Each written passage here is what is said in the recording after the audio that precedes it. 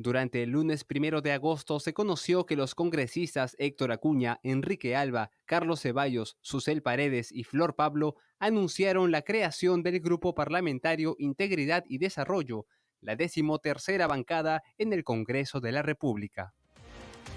Hablamos de este tema con José Chevasco, ex oficial mayor del Congreso, porque hay una crisis de representación en el Parlamento de la República. Y lo escuchábamos además en la nota, ¿no? Es la primera vez en la historia que se ven tantos o un mayor número de bancadas. Hemos llegado a 13 bancadas.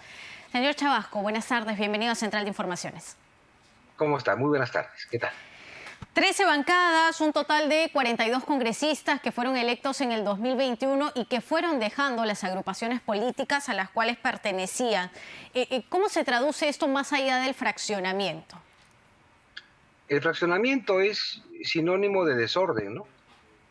Y esto se genera básicamente por la sentencia del Tribunal Constitucional en el año 2016, que interpretó que las normas que tenía el Congreso para poder consolidar los grupos parlamentarios no eran las correctas y permitió que los parlamentarios puedan renunciar por razones de conciencia, que nadie sabe en realidad qué significa, a las bancadas pertinentes para poder incorporarse en otras bancadas. Y es por eso que tenemos ahora 13 bancadas, es un hecho histórico, y es muy probable que tengamos más bancadas en el transcurso del año legislativo, que recién empieza, ¿no? Claro, y lo decía además el congresista Alex Flores, decía, y no duden que podrían haber más bancadas, pero esto significaría un fraccionamiento mirando a qué tipo de intereses en el Parlamento de la República. Es que en realidad poder descifrar los intereses que puedan tener los congresistas para subdividirse pueden ser diversos. En principio, desde una oficina para poder tener mayor personal y en segundo lugar también intereses de carácter político. Y ello evidencia pues de que los partidos políticos no han sabido, no todos, pero no han sabido seleccionar a los postulantes al Congreso, ¿no? Porque no hay una solidez ideológica, no hay una solidez programática, no hay una solidez en todo el sentido de la palabra que permiten que ellos pues vayan en contra de la voluntad popular, ¿no? Claro, pero porque la voluntad popular se los les eligió por elige, determinados grupos y ahora son distintos. claro, se les elige como congresistas, es verdad, pero se les elige también por una agrupación política, es decir, los ciudadanos los han escogido, son los representantes del pueblo, pero no son solo ellos, es la figura o en todo caso el respaldo de la agrupación política también. Exacto. Entonces, cuando, por ejemplo, antiguamente la conformación de un grupo parlamentario eran 6 congresistas. Pero luego el mapa electoral, luego de la elección del año 2016, estableció que había un grupo parlamentario con 5, que era el Partido Aprista.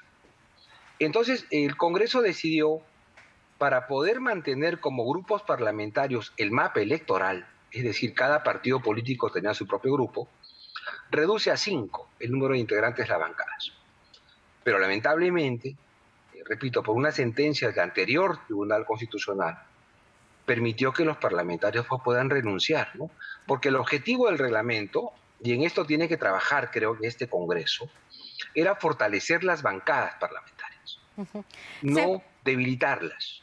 Se ve actualmente y en este momento, pues, claro, no es lo que se observa en estos momentos. ¿Se ve alguna concordancia entre la definición de las bancadas y lo que realmente es la agrupación política? ¿A qué me refiero? Si hablamos de integridad y desarrollo, que es la última que se ha formado, ellos dicen, ¿no? Somos o nos definimos como centro democrático. ¿Hay una concordancia realmente entre tantas bancadas y la definición que ellos realizan?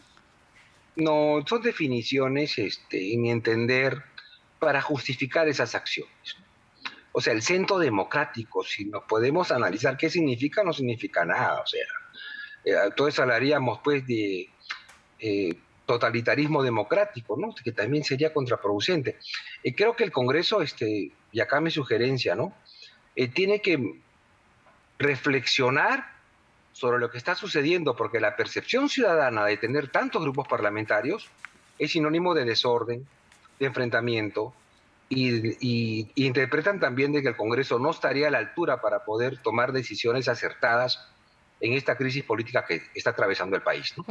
Si hablamos netamente del Partido Morado, Edward Málaga ha decidido permanecer como no agrupado. Digamos que tranquilamente pudo también unirse a esta bancada de Integridad y Desarrollo. Sí, podría hacerlo. Por eso, en las normas, la actual norma del reglamento que permite la fragmentación, el desorden, el caos general, son aspectos que en la cual creo que esta mesa directiva debe insistir con las comisiones ordinarias en solucionar este problema, porque a la larga podríamos tener pequeños grupitos de cada 5 congresistas. Afortunadamente, tenemos bancadas que se mantienen aún sólidas, ¿no? Y como es el caso de Fuerza Popular, el caso de Alianza para el Progreso también, Avanza País también, aunque tiene una disidencia última, ¿no? Pero en términos generales, hay que componer este entuerto que tiene el Congreso actualmente de desorden, ¿no? En el que cada parlamentario toma la decisión de irse y agruparse por intereses que no reflejan el motivo por el cual fueron electos por sus partidos políticos.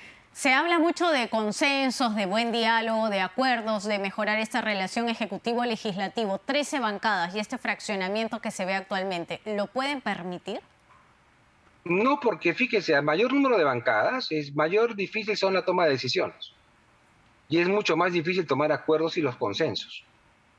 Entonces, a río revuelto, la ganancia es del pescador, ¿no? Esto no favorece al Congreso y creo yo que ayuda mucho al Poder Ejecutivo. Es decir, mientras el Congreso se desune, quien se fortalece es el gobierno, porque le da más posibilidades de negociación con otras bancadas políticas para la política que ellos precisan en este instante, ¿no?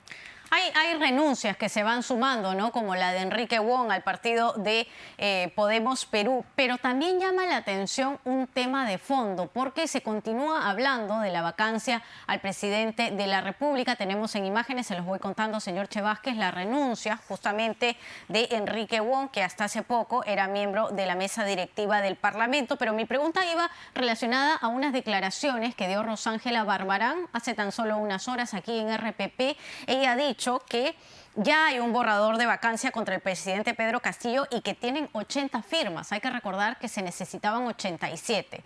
¿Es viable este camino con las 13 bancadas fraccionadas? Mire, yo lo veo muy difícil. Creo que el número de votos que establece el reglamento para la vacancia presidencial en el escenario que actualmente tiene el Congreso es muy complicado. ¿Por qué? Porque a mayor número de bancadas hay mayor número de negociaciones en forma independiente. Distinto sería si tuviésemos al menos las 9 bancadas con las que empezó el Congreso, ¿no? Que ya era bastante. Sí. Y ahora con 13 es mucho más complicado obtener el número de votos requerido. Por eso que el Congreso, si pretendiese realizar una vacancia presidencial, la única solución viable sería la modificación del reglamento para poder reducir el número de votos. Y sobre ese particular ya hay proyectos de ley, entiendo, que han sido presentados. ¿Cómo describiría o qué opinión le merece usted el fraccionamiento tan marcado de Perú Libre, que comenzó con 37 parlamentarios y ahora tiene 16? Yo creo que es parte de una estrategia. Creo que la estrategia que en su momento advertí era poder tener el mayor número de bancadas para tener mayor asientos en la Junta de Portavoces y mayores posibilidades de negociación. Una bancada como la que tuvo Perú Libre, sólida, no le permitía conversar con diversos grupos parlamentarios que tienen otro tipo de ideología, por decirlo de alguna forma. Al tener un mayor número de bancadas, tiene mayores asientos en la Junta de Portavoces, cada bancada tiene una presidencia de comisión y ello le va a permitir conversar con grupos afines o más cercanos, de tal manera que yo lo interpreté como una estrategia de Perú Libre para poder mejorar su capacidad de negociación y también generar cierto, digamos, cierto desorden para el manejo parlamentario en la toma de decisiones. Bueno, que se ha visto también en las últimas votaciones, ¿no? Incluso Waldemar Cerrón, cuando se empezó a dar este fraccionamiento en Perú Libre, decía, lo vamos a ver a la hora de las votaciones. Y efectivamente, a la hora de la votación lo que se observaba era todavía una bancada oficialista. Exactamente. O sea, la estrategia que se advirtió era correctamente, políticamente correcta, pero debilitaba la institución parlamentaria. Yo lo que tenemos es un parlamento debilitado. ¿Qué le espera al Congreso de la República en lo que resta por lo menos de esta gestión? Bueno, lo que le resta al Congreso es, en principio, aprobar una agenda legislativa común, y creo que la agenda legislativa debe incorporar modificaciones al reglamento para poder solucionar este tipo de fraccionamientos. No olvidemos que la opinión pública percibe desorden, percibe enfrentamientos entre los parlamentarios, y las constantes denuncias que tienen muchos de ellos y las renuncias permanentes que aún se van a venir. Yo creo que va a haber una bancada más por lo menos. Genera una crisis de representatividad y una percepción negativa de confianza del ciudadano con el Parlamento Nacional. Una última pregunta, en su condición además de ex oficial mayor del Congreso, ¿qué tan complicado es retirar o desaforar al parlamentario Freddy Díaz, acusado de violación sexual, quien ya ha sido, digamos, retirado de Alianza para el Progreso, pero que podría continuar sus labores en el Parlamento? ¿Es tan difícil, mientras se investiga esto, y por supuesto es una terrible denuncia, se busca la sanción correspondiente? A ver, desde el punto de vista jurídico, los parlamentarios ya no gozan de inmunidad parlamentaria para los delitos comunes. Antiguamente se necesitaba el levantamiento del fuero parlamentario para que un parlamentario pueda ser procesado por delitos comunes. Hoy ya no hay esa limitación, de tal manera que la Fiscalía de la Nación con la Corte Suprema son los encargados de procesar. Ahora, el Parlamento tiene sus propios mecanismos también para poder suspender a un parlamentario por causas éticas, y la suspensión máxima involucra los 120 días de legislatura, de tal manera que el congresista sancionado deja de trabajar sin la remuneración pertinente, y en forma paralela la Fiscalía y el Poder Judicial realizan los procesos de carácter penal.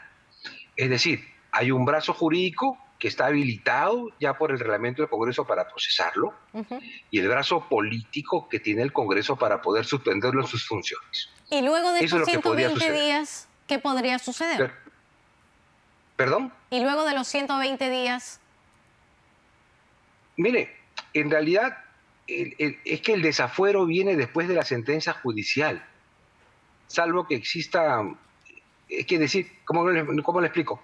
Depende también de la celeridad del Poder Judicial para poder desaforarlo. No solamente es cuestión de la decisión del Parlamento.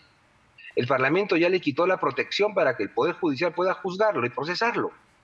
Perfecto. Dependerá también de la velocidad con la que ellos trabajen. Y al Congreso lo que le resta es la sanción de carácter ético hasta 120 días, porque de desaforarlo debería, en mi opinión, debe ser luego de la sentencia del Poder Judicial. Ya depende de ellos de procesarlo rápidamente al congresista. Clarísimo. Muchas gracias, José Echevasco, ex oficial mayor del Congreso, por estar con nosotros en Central de Informaciones.